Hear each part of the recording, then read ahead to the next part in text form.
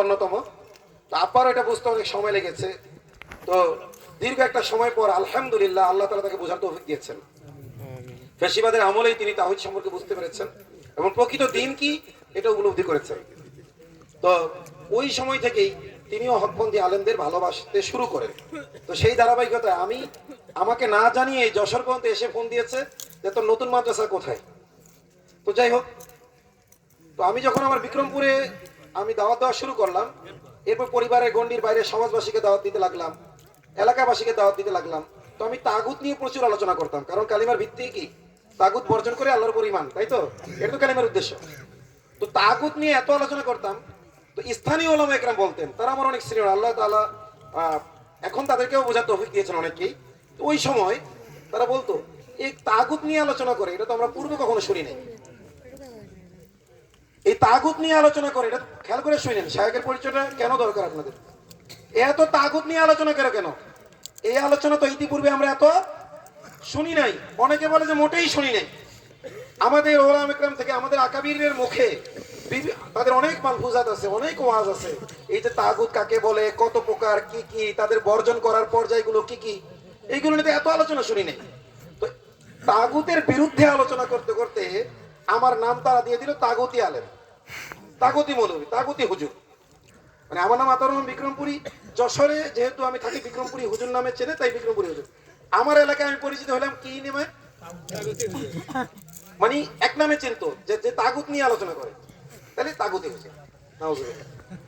এরপরে কিছুদিন পরে যখন আমি এটার ব্যাখ্যা দিতে লাগলাম যে তোমরা যে তাগুতি হুজুর বললাম, তো তাগুতের বিরোধিতা করি তোমরা, এইটার কারণে যদি আমাকে তাগুতি হুজুর বলো, তাহলে তোমরা নিজেরাই তাগুতি হুজুর নিজেকে প্রমাণ করছো।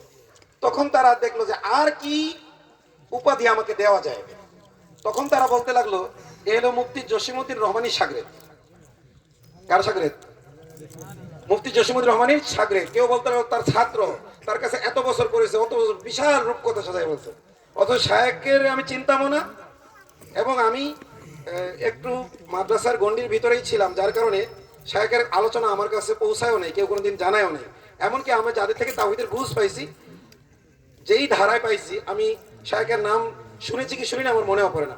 কিন্তু যখন আমাকে বলা শুরু করলো এলো মুফতি জসিমউদ্দিন রহমানীর কি শাগরেদ, জঙ্গি জসিমউদ্দিন, সে জেলে আছে, তার সে কিছু সাঙ্গপাঙ্গ তৈরি করে রেখে গেছে, তার মধ্যে এইটা একটা। তখন আমি সার্চ দিলাম, এটা আসলে জসিমউদ্দিন রহমানী কে, আমাকে কেন তার শাগরেদ বলে। তখন আলহামদুলিল্লাহ শায়েখের সার্চ দিলাম, শায়েখের কিছু আলোচনা শুনলাম, শায়েখের একটা বই পড়লাম। তখন আলহামদুলিল্লাহ মানে আমার ভিতরে একটা জ্বালা কাজ করতেছিল যে আমাদের দেওবন্দি ওলামা ইকরামের মধ্যে ধারাটা আমি খুঁজতেছিলাম। তখন আমি ওলামায়ে দেওবন্দের মধ্যেই তাওহীদবাদীদের ধারা আমি পেয়ে গেলাম। আলহামদুলিল্লাহ, সবাই বলেন আলহামদুলিল্লাহ। আলহামদুলিল্লাহ। তো আমি নিজেকে মানে গর্বিত হলাম। তো আমি আর বলতাম না যে আমি ওনার শাগরেদ না, যে তোমরা এমন একজনের প্রতি আমাকে সম্পৃক্ত করছো যাকে খুনি হাসিনা শুধুমাত্র কোরআন হাদিসের কথা বলার কারণে, ভারতের বিরোধিতা করার কারণে, রাষ্ট্রীয় বিভিন্ন পলিসি, ইসলাম বিরোধী পলিসির সমালোচনা করার কারণে, হেফাজতে ইসলামের পক্ষে বলার কারণে, কাদিয়ানীদের বিরোধিতা করার কারণে, উগ্র হিন্দুত্ববাদীদের বিরোধিতা করার কারণে, কোন ধরনের অপরাধ ছাড়া বাংলাদেশের আইনে মুফতি জসিমউদ্দিন রহমানী সাহেব কোন অপরাধ করেছেন কেউ যদি প্রমাণ করতে পারে, আমি আমার কল্লাটা তাকে দিয়ে দেবো। ন্যূনতম কোন অপরাধ করেছেন, উনি কোন অপরাধ করেননি। বাংলাদেশের আইনে ধর্ম প্রচারের স্বাধীনতা আছে না নাই? আছে। সংবিধান পড়ে দেখেন, উনি কি কাউকে মানে চাপ দিয়ে ধর্ম মানতে বাধ্য করেছেন? উনি প্রচার করেছেন আল্লাহ এটা বলেছেন, আল্লাহর রসুল এটা বলেছেন, আইমে মুস্তাহিদিন এটা বলেছেন। এছাড়া তো এটা তো অপরাধ না। এটা যদি অপরাধ হয় তাহলে কোরআন কিতাব যা